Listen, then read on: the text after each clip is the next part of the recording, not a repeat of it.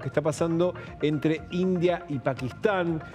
No es que tenemos noticias habituales, no es que miramos todos los días lo que pasa entre ellos. Lado del mundo. No, pero hay un conflicto histórico que viene desde el año 47, cuando se declaró la independencia de Pakistán e India, cuando se empezó a retirar la corona británica de sus colonias, algo que había comenzado al principio del siglo XX, y de ese proceso de descolonialización empezaron a crearse países donde el que dividía el territorio era la corona británica. Claro. Y dividió un territorio caprichosamente entre lo que es hoy Pakistán y Pakistán Oriental, que es lo que hoy es Bangladesh, y en el medio India, y en el norte una zona que repartieron entre India, China y Pakistán, que es la zona de Cachemira, que históricamente fue una zona de conflicto.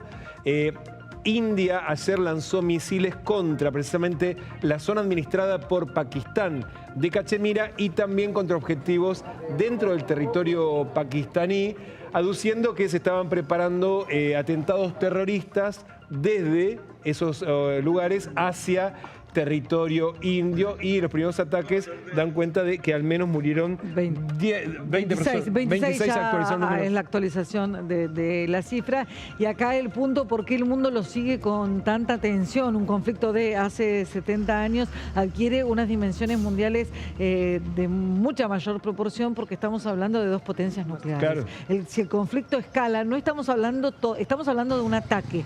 No estamos hablando que todavía se haya declarado una guerra abiertamente, pero obviamente, dado el ataque, todas las alertas mundiales se encienden temiendo una escalada del conflicto, y obviamente también empiezan las especulaciones. Estamos hablando además de India, uno de los principales, si China es una potencia económica para la provisión de insumos de un montón de cuestiones, también lo es India, sobre todo en lo que tiene que ver con la industria farmacéutica, por decir algo, pero no solo farmacéutica, también en la tecnología, con lo cual en ese plano también realmente hay muchísima preocupación si que escalara el conflicto, más allá después de los cálculos de muy corto plazo, que de una historia muy reciente que tenemos, que sube el precio del petróleo, sube el precio de los alimentos a nivel internacional, que en este caso serían las primeras consecuencias que, hay que decirlo muy especuladoramente, beneficiaría a la Argentina.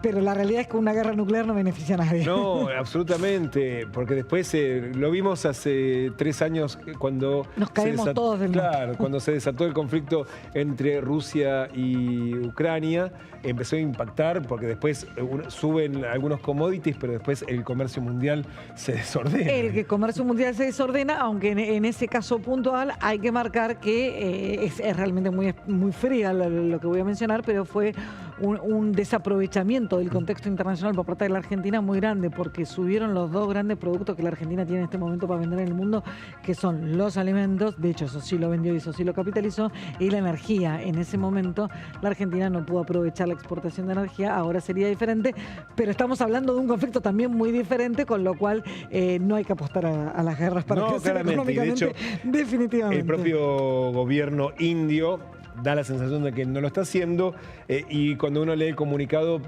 puede atribuírselo a cualquier país cuando invade otro o ataca a otro. Dice: nuestras acciones han sido concentradas, mesuradas y no han tenido como objetivo una escalada.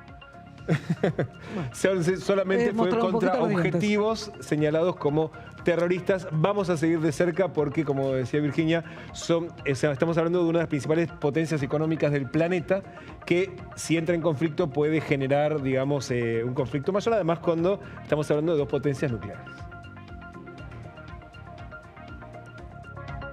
En el marco